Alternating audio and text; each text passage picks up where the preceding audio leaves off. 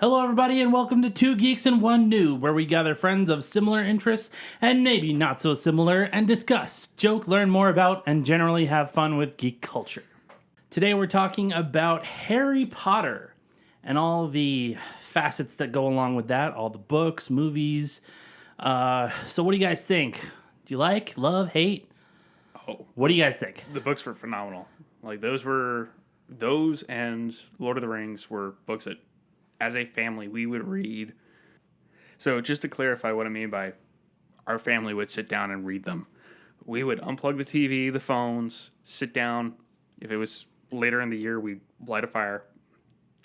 But sit down, and one of the four of us would read to the rest of the family. Awesome time. Great memories associated with it. Nice.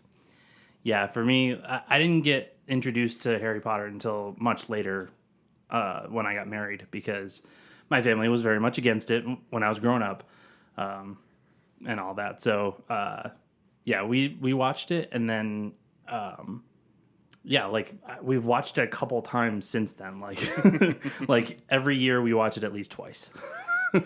We get into that mode of just like, okay, what do we want to watch? Okay, Harry Potter. Let's go through the movies again.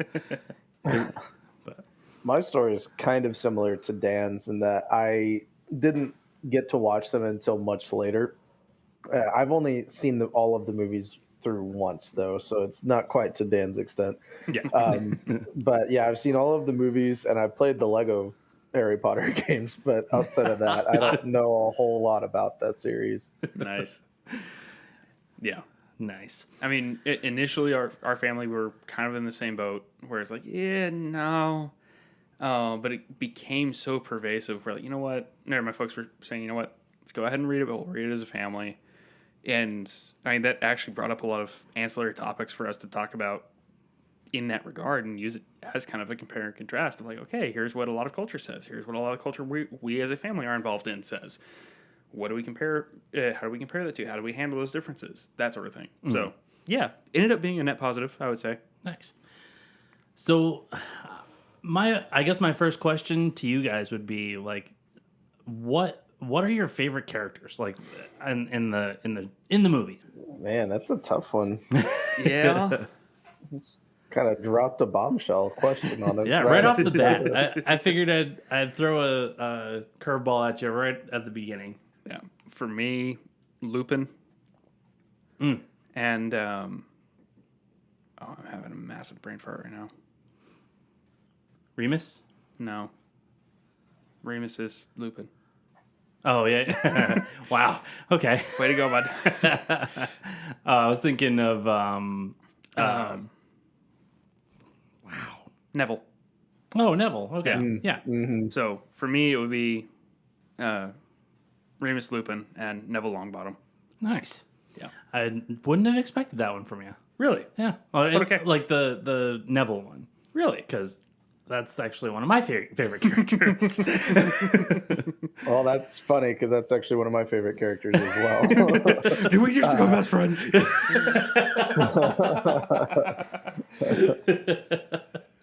For me, like, I always enjoyed Neville's character, but at the end when he's like, we get to blow it up, go boom, I was like, okay, yep, nope, that seals it. He's great. Wait, was that Neville or was that...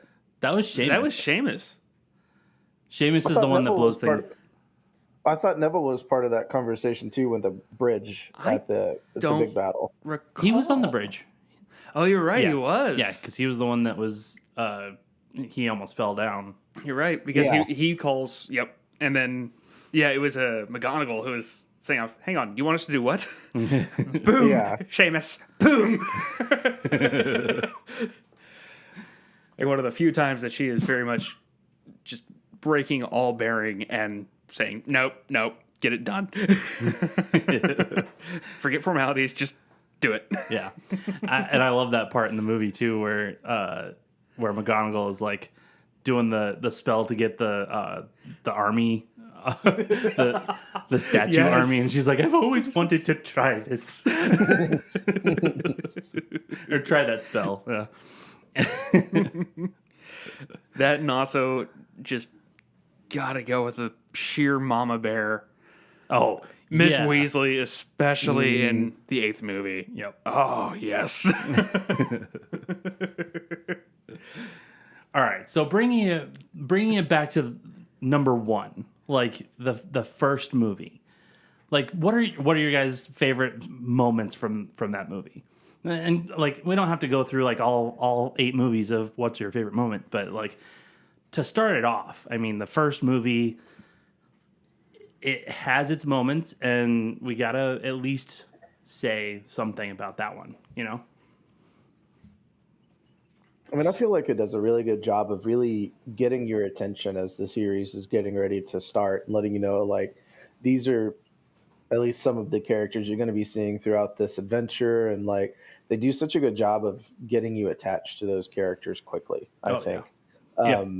And just the build up and everything. Like, I will say that it's been a very long time since I've seen the first movie, well over a decade.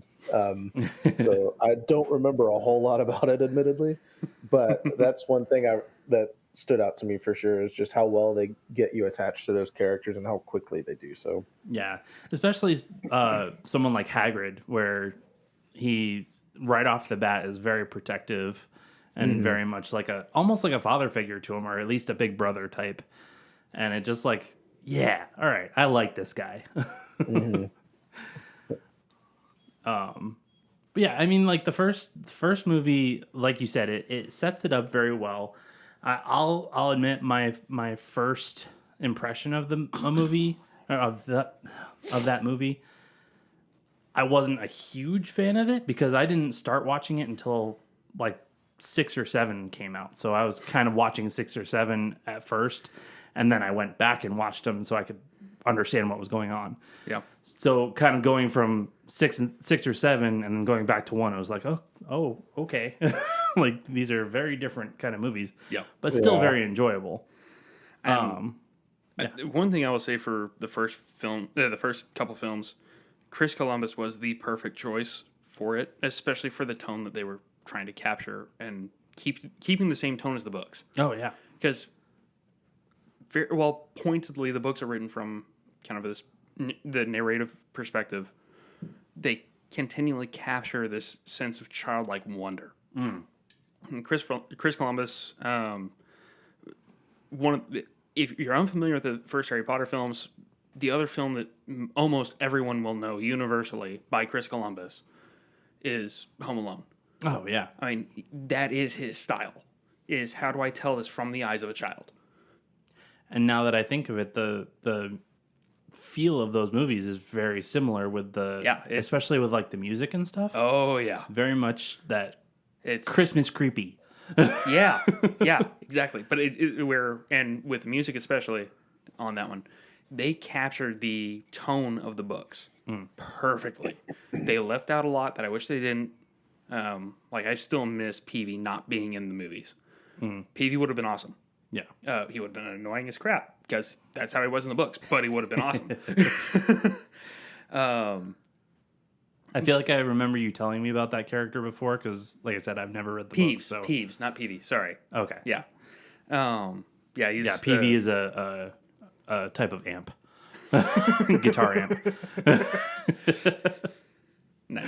But anyway, who knows? Maybe they got that from that. But anyway.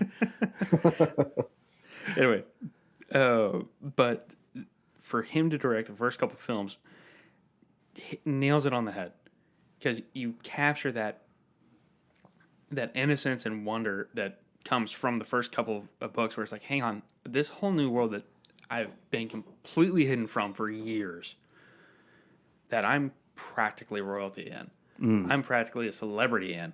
Yeah. This is all new to me, and you're coming into it with these eyes of knowing what else is out there, and you're coming into it with this fresh sense of this is new. I can have this new start. I can do whatever I want. I can make myself whoever I want to be, and I already have this legacy that sucks, but wow, I'm someone else entirely. Yeah. To be able to capture that in tone was awesome, and I think Chris Columbus was absolutely the perfect person to do that. Yeah, I could definitely see that. But I think the real magic that comes through the first couple of films, though, is if you rewatch the series in order. Because there are little tiny nuanced things that are in the first couple of films, if it's certain mannerisms, behaviors, or certain objects, that will carry on through the series. And like, oh, that comes into play at whatever point. Right. And you get this sense where it's like, this has been constructed from the beginning of the storyline here. Like, I know a lot of fans know the story, but love that it happened. So when they were filming the first movie, J.K. Rowling was part of the process, as she was, I think, with all 8 of the core films. Mm-hmm. Alan Rickman, the gentleman who played Snape. Yep. God rest him. So the gentleman who played Snape goes to J.K. Rowling and says, okay, what is it about my character? I'm trying to get in his head. And at this point, she had plotted out the major story points of the entire series. Mm-hmm. She goes to Rickman and tells him. And continually throughout filming of the rest of the series, the director, Chris Columbus, or whoever else, and to the diehard fans, I do apologize. I don't remember the other directors off the top of my head right now. But throughout the series, they'd give him acting direction and he would fall back on it. Like, no, we're not doing it that way. Well, why not? Ask Joe. And it was just a secret between the two of them until the last movie. And then it just kind of clicks. And you're like, hey, oh. And every reaction just falls into place. Yeah. I have to say one thing that kind of, along those lines, it almost confuses me still of the whole storyline of Snape.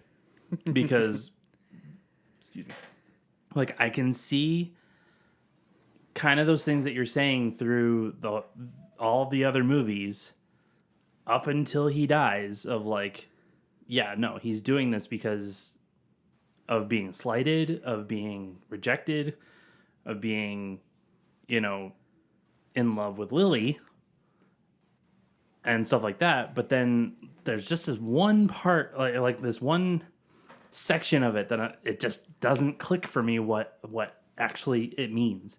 Like the whole idea of him having the deer Patronus and Harry Potter having the deer Patronus or the stag Patronus. Right. So like it confuses me because it almost seems like they're saying that it's actually Snape is his father or something like that, but it's not. You're right. And it's just not. Like, that's so confusing. Why is that so, like, what the heck? So, and I apologize for other fans who remember this part of the canon far better than I do. He changed his Patronus after she died. Really? Yes. So that moment in Deathly Hallows 2, David Yates was the director. Who I can just imagine him either reading the book or reading the script for the first time, whichever came first, and thinking, oh, how do I do this on the cutting room floor? And that shows. It showed. It showed. He did a fantastic job with that. Anyway, sorry, off topic. I was saying the opposite. I was like, it doesn't come across right to me for some reason. From a canonical standpoint and getting all of the story points across, you're right. From an emotional impact point, like, yeah, he nailed it. Yeah. Okay.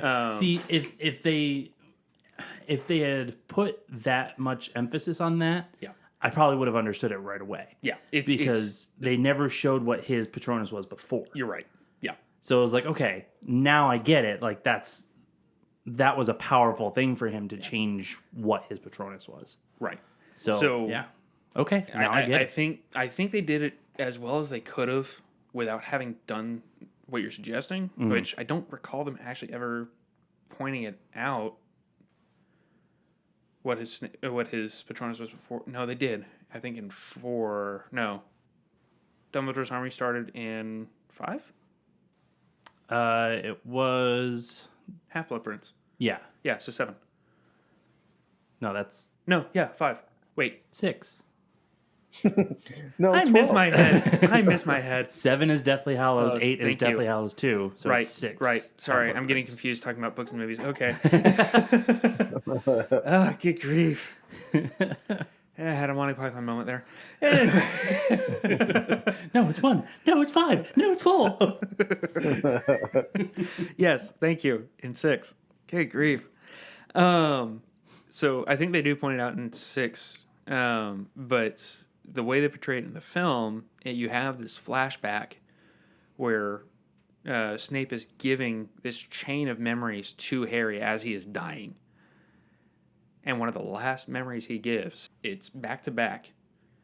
It's him clutching Lily after Voldemort's killed her, with Harry looking on, wondering what the crap just happened. Yeah.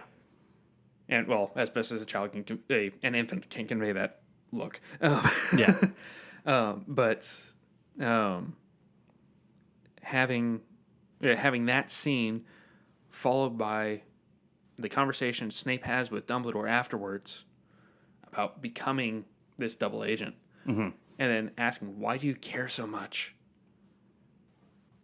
And with that, Snape flourishes his Patronus, and it's the dough. Yeah. Or the dough, yeah. And Dumbledore just looks at him and says, "After all this time." Always. And then, exactly. Yeah. Sorry. You're a little misty-eyed on that one. Yeah, no, that makes a whole lot more sense now that I know that. Because, yeah. Oh my. Yeah. Did that help? That definitely helps. Define help. Do I understand it better? Yes. Do I feel better? No. Yeah. But, All right, so Caleb, what... you've been silent for too long. What's going on with you and Harry Potter? Crazy? Sorry, should I say Hermione? What guy from our age group didn't have a crush on her at some point, right? Fair point. Yep. Like for me, I was always interested in the series and whatnot, but I just didn't have a lot of exposure to it. I kind of had that situation with my parents, like listening to all the nonsense comments people were making. And it's like, all right, you're not allowed to read or watch these. And so like, I just never got a lot of exposure to it until much later. And at that point I was interested in it, but like, I didn't have that same like deep rooted love and connection for that series that so many other people have, just because of how much later I got into it. But it's a series that I have a lot of respect and appreciation for, and I do enjoy it whenever I've watched it. And anytime, whenever I'm hanging out with you guys, if you have it on playing in the background, like I tend to get kind of sidetracked and distracted watching it. But yeah, it's just one that I didn't really get as much exposure to until so much later on.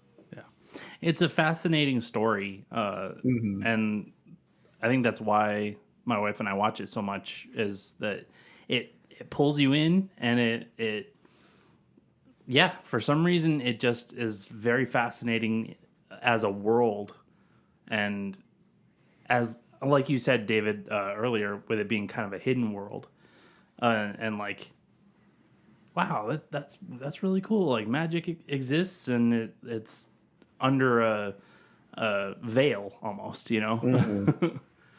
So yeah, I definitely get you. It definitely, like you said, it pulls you in even when you're doing something else. It's not necessarily a background movie. Yeah. Number of times that we've been having a game night, and I've heard, "Caleb, it's your turn," as I'm just staring at the screen. It's like, oh, my bad. Yep. All right. So another curveball. What is your favorite spell that they cast in any of the movies? Like what's the one that sticks out in your head whenever you hear it, or whenever you're thinking about it? So Well, thanks to the joke you made at the start of, or before we started recording, expensive petroleum. It's just right in the mind now. Yeah. I love it. I will buy that sticker if it comes out.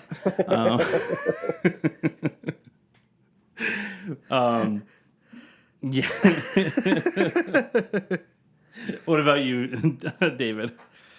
As far as coolest one, especially for effect, and yes, macabre, Sectum Sempra for enemies.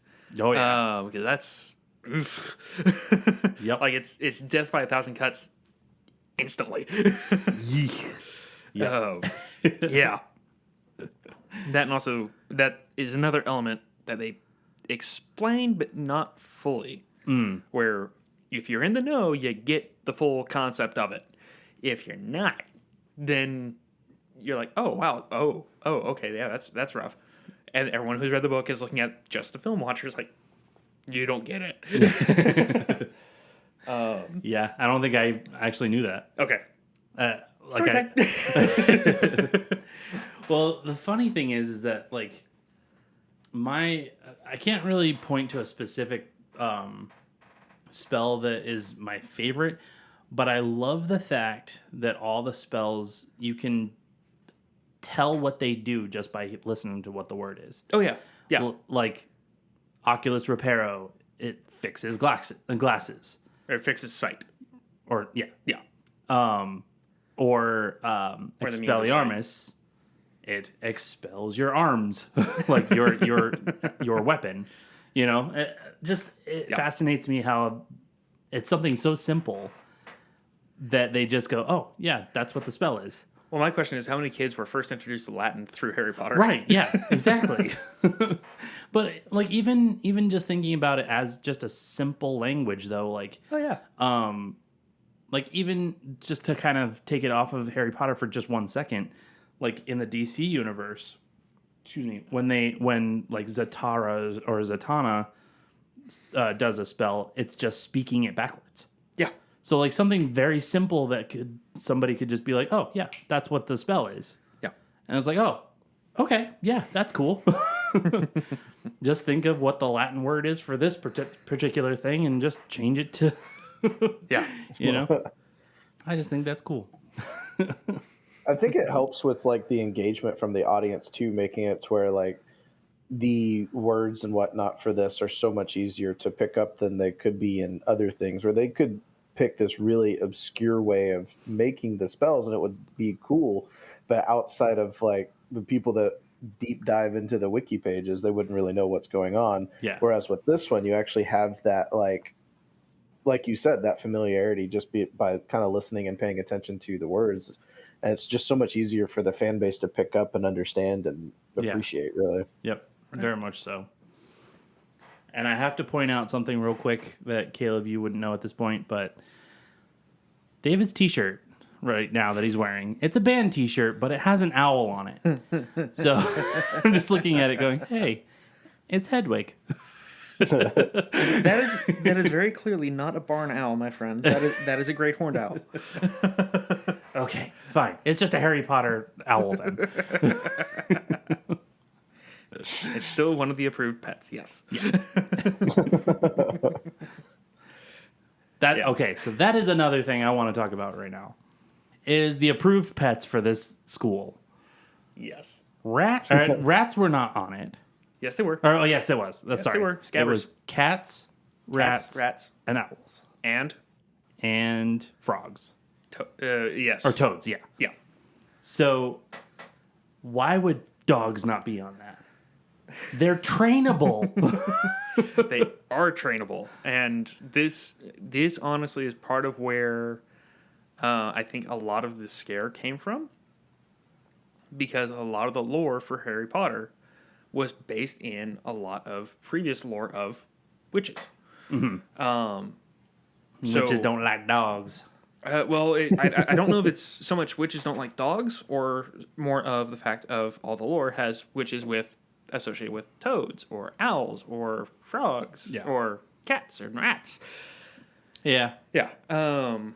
I could be completely off base on that one. I don't recall that being explained in the books. I could be completely off base. I don't think it does it in the movies either. It's just I just think it's funny that movies. it's just like these are your approved pets, and these are the only things you can have. These are nasty little owls are awesome. Owls are cool. I will give that to Harry Potter. Is owls are cool. And I will also say sometimes you get lucky and a cat acts more like a dog. Very lucky sometimes. Yeah. But is it worth the gamble? Yeah, you have to go and you have to like shop for the perfect breed for that. Yeah. Even then, there's no guarantee whatsoever. But yes, you raise a very fair point. I feel like dogs should have been in there just because of their trainability. Because you could have it sit there and like you could turn it into anything and it'll be like, I'll make you happy and I'll just sit here and take it. We do not deserve dogs. No, Anyway. not at all. But anyway, But a little bit off the point. a little. Though I am curious, given the approved animal list, what would y'all choose and why? I would probably say owl. A close second, I think, would probably be a cat, just because they're cuddly. I mean, when they get in their cuddle modes, they are very cuddly. Very true. And they can be very useful, I think, in some ways. But owls definitely are top tier. Yeah. It'd definitely be owl for me for sure. Definitely not rat or toad. I would take a rat or toad over a cat. I do not like cats. I would. Yeah. I would. Owl is first choice, or some form of bird.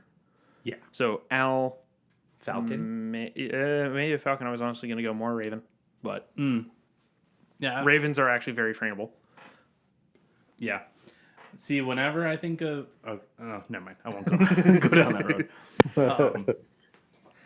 But actually, I would say a close second for me would be a rat. Now that I'm thinking about it, I feel like it would probably be that as well, just because some rats are kind of cute. They can be kind of cute, but also rats, consider the fact that the pets were more than just companions. They were genuinely like, they actually served a purpose. Mm-hmm. So yeah, owls, you can train them to hunt. Woo! Yeah. Hunt and do the messaging. They get and yeah. send letters and packages. That's awesome. Mm-hmm. And frankly, in that world, that's basically how you live. Yeah. So yeah, absolutely. Rats get you information. In what way? What did they do in that? So I don't think they ever did it in the movies. But there was a scene in the books where they put one of the expandable ears on scabbers. Oh, yeah. Because rats can typically go about unnoticed. That's right. I forgot about that. Whereas cats, they're pretty apparent. Toads, depends on the area. Did they use the rat in the book for the scene that they used the expandable or extendable ear? So if you're referring to the scene The Weasleys in not good grief, in Order of the Phoenix, where they're standing in the stairwell, Yeah. floating it down the stairwell. Yeah. No, Okay, so they did that in the book though. correct. Okay. Yeah, cool. I think there were other means that you could as well, where basically you're using the rat as basically a bug. Mm-hmm. But Yeah, because you could polymorph it pretty much. yeah, it's scary, useful. But yeah. Plus, you could have it perched on your shoulder and act like a parrot. Right? Stinking cool owls. Pirate. Why the heck aren't owls actual like pets? Actually, if you have a large enough bin, you can actually adopt one, but you have to go through through an apprenticeship with a registered falconer. At least in our area. Yeah. Because, I mean, no, I've not done any research into this for falconry. No, none. You would be one I would see doing falconry. Yeah. Oh, 100%. Like, not even remotely surprised that you would know this information. Has to be a 10 by 10 by 8 space, plenty of like a mental room. activity. Yes. That's a giant room Yes. for a bird. Yes. And actually, some municipalities actually require insurance as well Well, yeah. for the bird. Not you. Yeah, I'm sure. I'm sure. Yeah. But Like, actually, because of it, it helps. why a lot are of the you so ecologies. surprised at the space needed, Dan? Do you think us poor people are out there training falcons for giggles? Like, Well, I'm just saying that, like, most birds can survive in, like, a, really small cage as long as you Small let them birds. out. Yeah. Small birds. We're talking about birds of prey now. No, like, yeah, like falcon is. We're also getting very off topic. we are very off topic. I mean, it's semi in line with topic. Yeah. I mean, Yeah. I mean, think about it. Once you get out of one of the academies, or one of the schools, and you're on your own, if you need to train or if you need to get food, Use magic. Oh, sorry. use what? magic or just train your freaking owl. Yeah. Yeah. Yep. So It's a good viable yeah, way of getting food. yeah. Yeah, okay. So Harry Potter.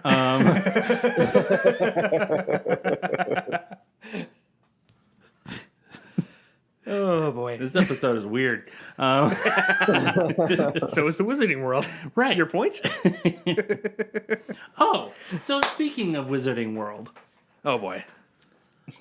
Universal, Yes. the Harry Potter world at Universal. Would love to go. Universal.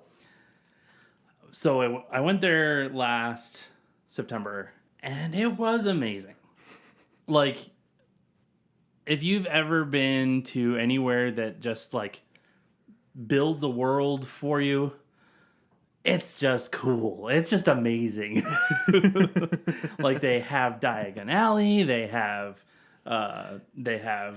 Nocturne I'm about to say. Alley. Yeah. I was about to say. Nocturnally. Do they have Diagon Alley and Diagonally? Yeah. They have both, Okay.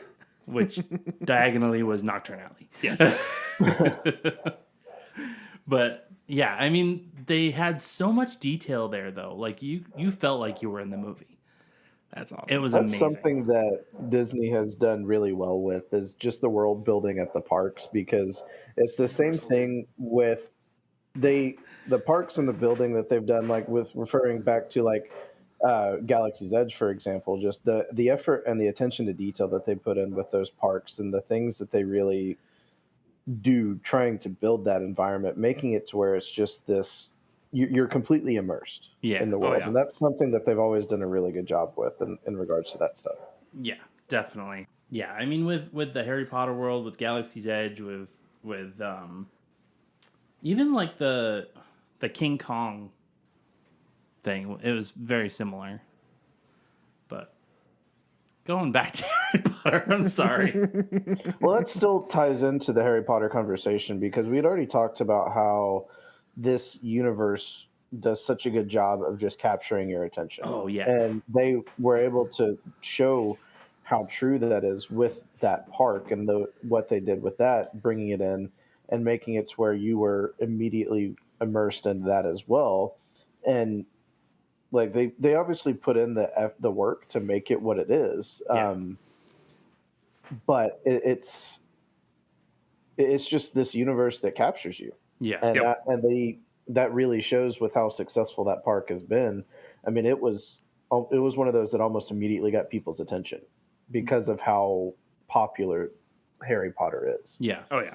I would even say that it was like the Universal Harry Potter Wizarding World was almost better in my opinion than the Galaxy's Edge, just because it put you in the world, and it didn't have you like paying for extra things. It was just like, no, like this is for you to experience. You know, like this is something where you can look in the stores. You like, obviously you have to pay for like merchandise and stuff, but like like you can go in and look at the wands. But do you have to exchange for galleons? You'd think. It'd be cool if they did that. It was just actually kind of like what they did with Galaxy's Edge, is they give you a little golden credit thing. But Nice. I think that would be cool if they did that in the Harry Potter world. It's like, yeah, these are galleons. Like switch your money out for this, and you can spend it. You know. But yeah, like the. Well, it helps too that like you can use the wand to do various things within the park as well. Right. Yeah. And so it's like you're not just walking around the park and looking at the cool things, like you're actually interacting directly with the park. And so it just has a different feel to it. Like, I mean, I love Star Wars and I love Galaxy's Edge, but the Harry Potter park definitely just has a completely different feel and level of engagement. Yeah. Yeah. And then for those of us who haven't been to university, I've not been to either. Okay. So what he's talking about is like they have, like if you buy a wand and you stand in certain spots and you do specific Gestures. flourishes and stuff like that, parts of the stores and stuff interact with that. Oh, that's so like awesome. There's one part where like you're standing in front of the clothing store and you do a particular flourish, and a measuring tape will come down and come down and go back up and stuff like that. It's just, and there's many different things throughout the park that does that. It's so cool. Yeah. Like Harry Potter is another one of those franchises where it's like, how many other franchises do you see where people just actively discuss and debate what house they're a part of? Right. Like, it's just the number of arguments I've heard from friends is like, I'm a Hufflepuff. I'm like, why would you want to be that? It's like, why does it matter? Like, let them be what they want to be. Yeah, David, I've heard you say many times that you're a Hufflepuff. Why? What? Have you I not? am not a Hufflepuff. You're not a Hufflepuff. No. What did you say you are? I am a then? Ravenclaw. Ravenclaw. That's what it is. Okay. Why do you say that you're a Ravenclaw? Ravenclaws are naturally inquisitive and they love puzzles. Okay. So Yeah. any challenge, anything that gets them their faculties occupied, that's something they are drawn to. Okay. So yeah. Cool. Caleb, what have you done yours and seen what you are? No, I have not. I've been told by several friends I needed to get on that, and if they listen to this, they're going to be real disappointed. All right, so then I'm gonna say that I think you're Slytherin. Based on what I understand, yeah. I could see it. I think you're, yeah. If I had to guess, I'd say you're somewhere between a Slytherin and a Gryffindor. Yeah, I'd say that as well. Like you could pick either. Yeah, because you are very loyal to your friends, and you want to do the right thing, almost to the point where it's inhibiting you sometimes. However, if you know you need to get something done and it is the right thing to do, you're going to do it, even if you have to employ some means that are definitely. I'm trying to think how to phrase this so it's questionable. I'm not going to say questionable because they're always on board. It's just maybe not what the person wanting you to do the thing is asking you to do. Or maybe not something that they'd be cool with personally. I don't think I've ever known you to do something not on the up and up, but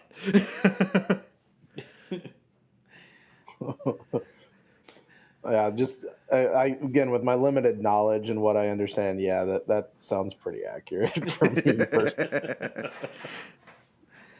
All right, I'm curious what you say about me then, because like I could probably see myself as either a Hufflepuff or a Gryffindor. I was actually about to say the same. Yeah. Yeah. Because you are very kind of laissez-faire. And very... For layman, what does that mean? kind of like, okay, just go with the flow is what it is. Type of personality. However, you as well, you are fiercely loyal. I've seen you stand up to many people in defense of someone else, and Mostly movies. it fair.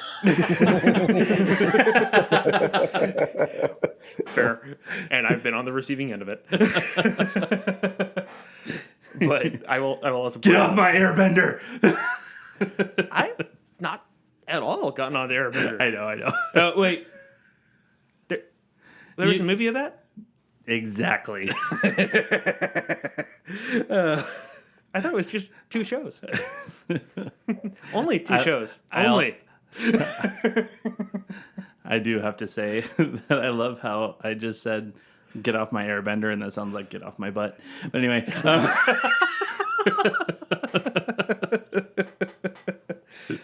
Oh, I'm not going there. Anyway, sorry. Harry Potter. I can definitely see you as both a Hufflepuff, but also a Gryffindor. So I'll just leave it at that. Cool. That makes sense to me. I feel like there's things on both sides that I see myself as. So yeah, cool. Glad you see the same thing. So now we've gone down that rabbit hole. Yeah, and I'm not going into the whole split house thing because that's just nonsense. No. That's like a gray Jedi. No. I know. It's actually not. isn't. Well, it is and it isn't a thing anymore. So Yeah. we'll see when the Ahsoka show comes out. Because we'll see. Yeah. Anyway, I will point out though that there are certain parts of the fandom that are frankly a little frightening, and it almost gives credence to some of the scare that came up. And Dan, I saw you peek up on the word credence there. So that brings to mind, and I think this is where you were going, brings to mind how much that one series became a franchise and how complex that franchise has become. Yeah. It's definitely been an interesting ride with that series, because the first one was really good. I loved Fantastic Beasts. I loved how they tied it back into the Harry Potter series in certain ways, but kept it its own story. Yeah. The second one was disappointing, and that's coming from me. That's impressive. Yeah. I will say it was interesting, but having it as a sequel to that series, it was too serious. Yeah, I think there was too much or not enough. Fantastic Beasts? Fantastic Beasts, yeah. Yeah. And felt like they lost their way a little bit with that sequel. Yep. And with as much as I love Johnny Depp, I don't think he portrayed that character very well. Yeah, I think he was too blasé about it, where he just was like, oh, yeah, I'm here. I don't care. And not really very passionate about that role. Or the show, or the character wasn't very passionate. Potentially. I can definitely see that argument. But third one was way better. Still not as good as the first. Yeah. Still need to see the third one, actually. I haven't seen the second or third one. I just kind of slipped by when the second one was in theaters, and then hearing what Dan and a few other friends have said about it is just, I don't know, it never really got my attention to get invested back into it. Yeah. Yeah, it was definitely a renter. Like, the second one was definitely a renter. But, yeah. Yep. Not great movies, but And, enjoyable here and there. yeah, fair. Okay. Might have to go check out the third one then. Yeah. But I love the fact that started out as one just kind of fan fiction of fans coming forward of like, oh, hey, what about discovering this animal? Yeah. And then Well, I don't know if you know this, but J.K. Rowling read a book of it too. well, they showed or they mentioned Newt Scamander's Fantastic Beasts in the movie. Yeah, it's one of their textbooks. Yeah. That's in the original series. And she actually did write a book about Fantastic Beasts. Yeah. And it was, I can't remember if her book was actually kind of a retelling of the textbook, of the fictional textbook, or if it was, or more along the lines of how Newt Scamander got where he was. Right. I can't remember that much, but Yeah, I don't know. I don't know his storyline past the third movie, other than the fact that he wrote the book and was, you know, I don't know if he like became a professor or a writer or something, but yeah, he was at least notable. In the movie. So yeah, and that's another thing that they tie in very well from the first film, even of kind of aging that world where it's not just, oh, hey, you're here, you are here, and everything else in this timeline happens here, which frankly I think is something that especially our generation and younger need to remind ourselves of. Like, no, you're what's happening to you. Yes, that started when you were born. What's happening around you? No. Yeah. That's been here for a long, long time. Yep. And the fact that they are able to portray that so poignantly and clearly in the series as a whole, like from the get-go, you're walking into the Great Hall and Hermione's talking to a friend. I read this in Hogwarts history, and it's not really the sky up there. It's just an enchantment. And talking about the candles and everything else and how the food will just magically appear out of the kitchens. Right. Yeah. It gives this depth and age and this rustic nature to the surroundings you're reading about or seeing in the films. Mm-hmm. That's another interesting point too. In and I know neither of you've seen it, but the third movie, they show a little bit of Dumbledore doing some, or I'm sorry, he shows this one place that they go to later on in the movie. Of like, this is a historical place where they do all their elections and stuff like that. And it kind of makes you wonder like where those places are in the Harry Potter world now. Like in that day and age. Because it's like, this was a very important place.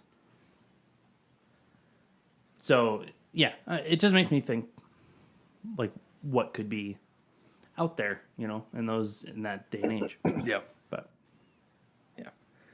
I would say there are also these little moments across the books, even in Cursed Child to an extent, which is kind of difficult to call that a book.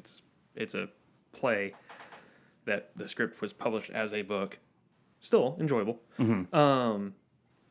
But the concepts of those will bring out a lot of aspects like what you're mentioning, and it's just kind of unveiling that or unveiling this other world behind another world. Mm-hmm.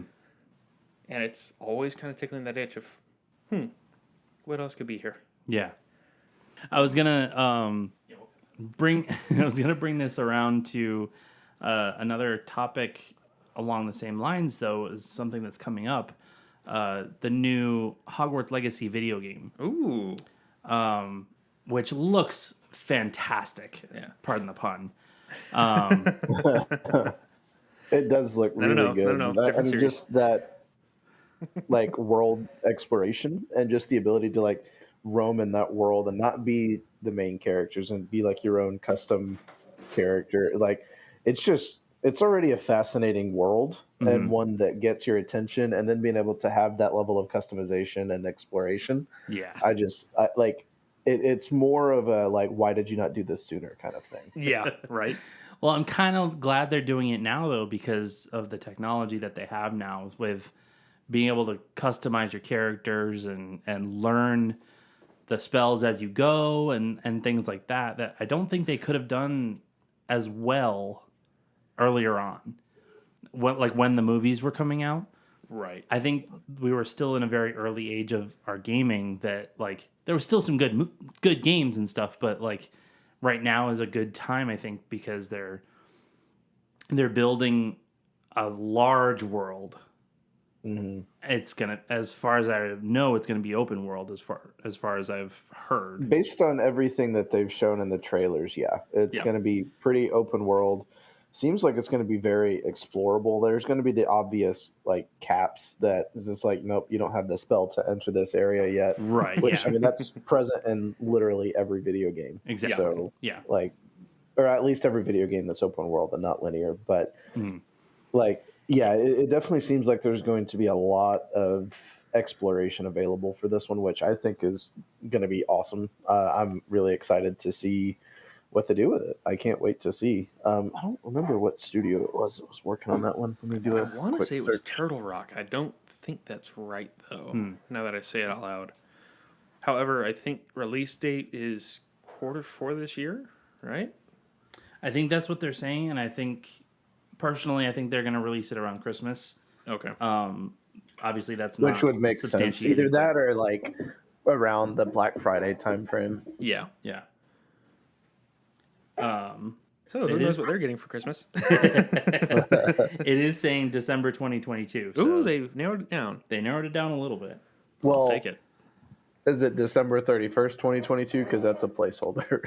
Shush. Looks like Avalanche Software. is Avalanche. the- Okay. Yeah. Okay. Cool. Okay, so the folks who did the Arkham games. Is it I think so. Avalanche? Yeah. No, that was Rocksteady. Okay. Yeah, Rocksteady did the What Batman did games. Avalanche do? Avalanche has done did Mortal Kombat in '96. They've done a few Mortal Kombat games. They did a few Rampage games. They did Dragon Ball Z Sagas. That was I don't remember that one. They did a Toy Story game, Cars game, and they did Disney Infinity, which I'm not familiar with that one either. But That's That's the one where you get all like the little mini figures. yeah, and- that's the merchandising one. yeah. But yeah, they did a bunch of Disney games. Okay. yeah. So it sounds Okay. it sounds like a group that has a pretty high pedigree with licensed material, Yeah. or at least a strong association with it. But Yeah. I'm thrilled to see what they can do with it. And like y'all both mentioned, this is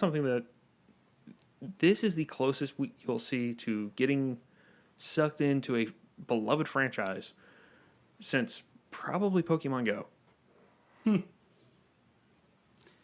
Yeah, I can see that.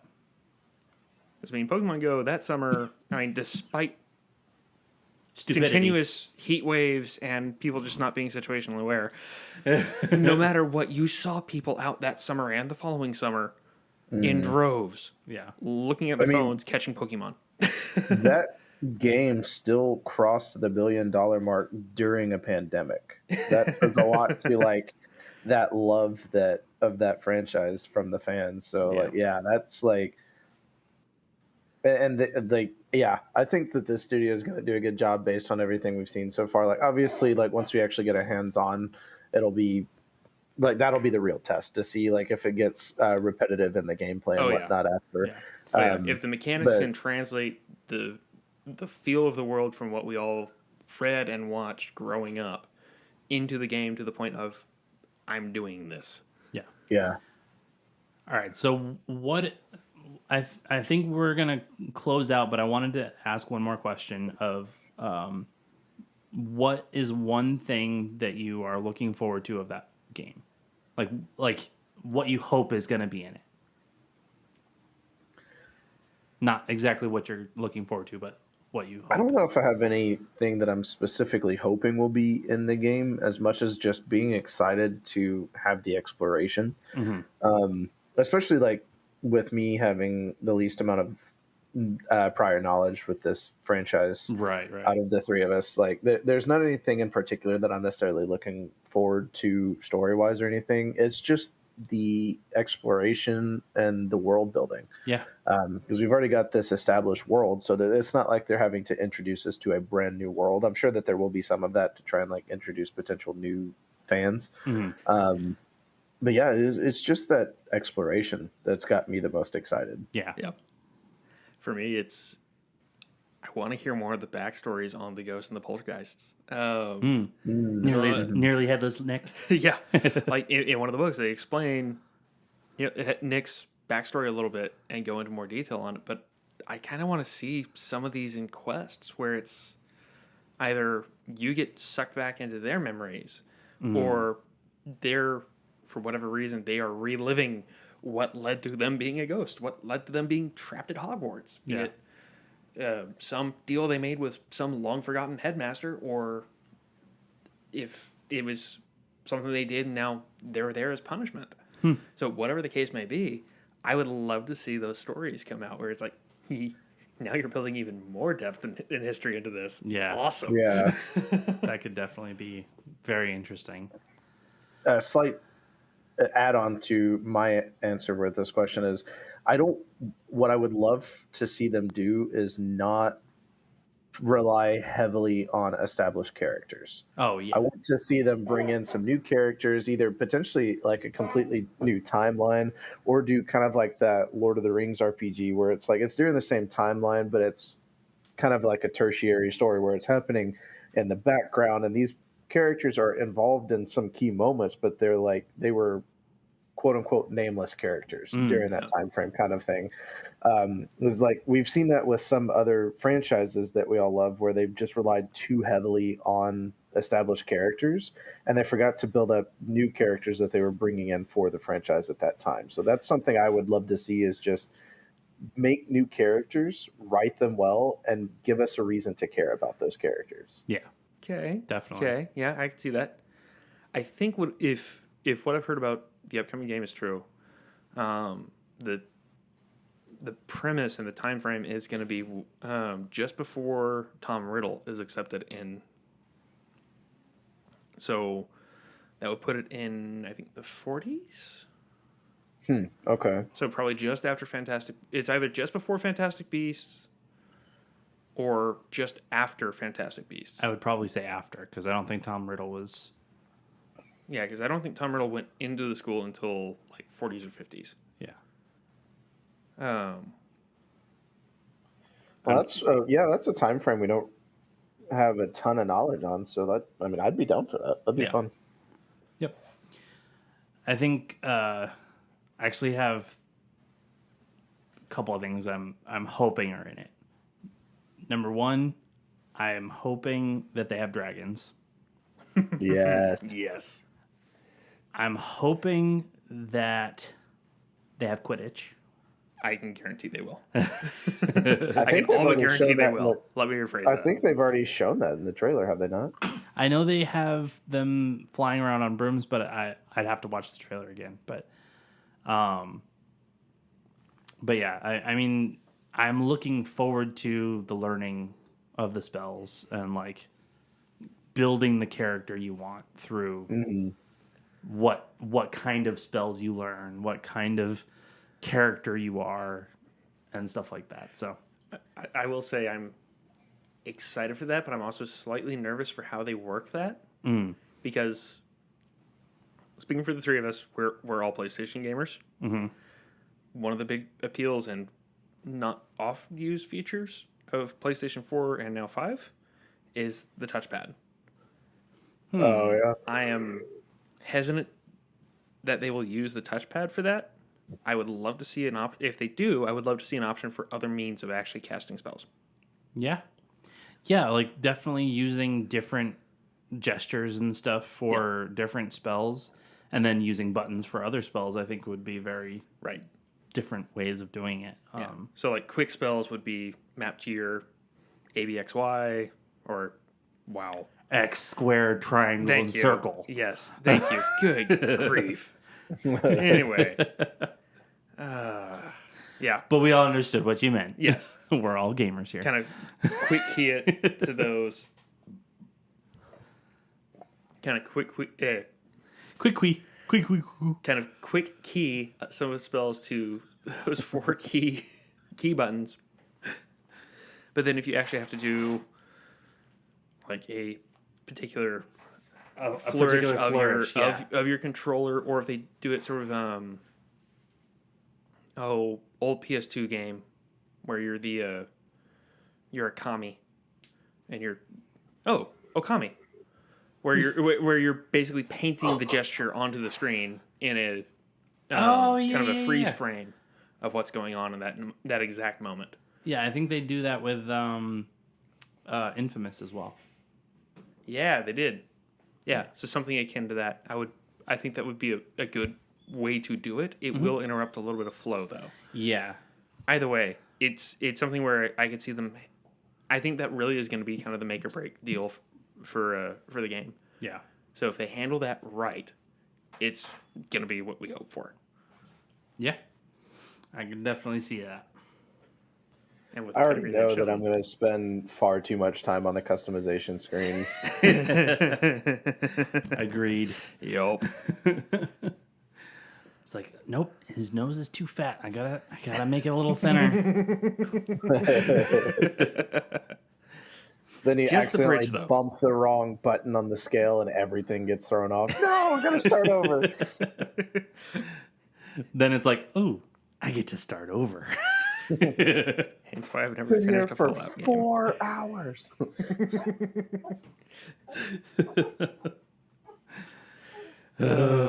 Yup. All right, I think we fairly well covered what we set out to talk about. And for our audience, thank y'all for listening.